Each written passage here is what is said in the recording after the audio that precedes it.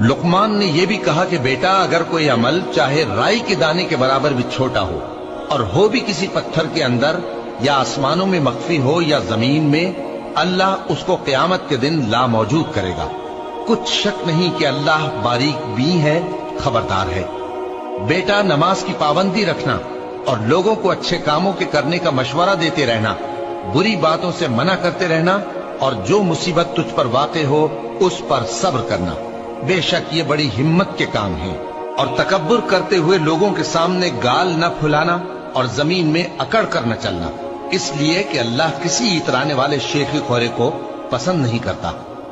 और अपनी चाल में एतदाल किए रहना और बोलते वक्त जरा आवाज नीची रखना, क्योंकि बहुत ऊंची आवाज गधों की सी है और कुछ शक नहीं कि सबसे बुरी आवाज गधों की होती है।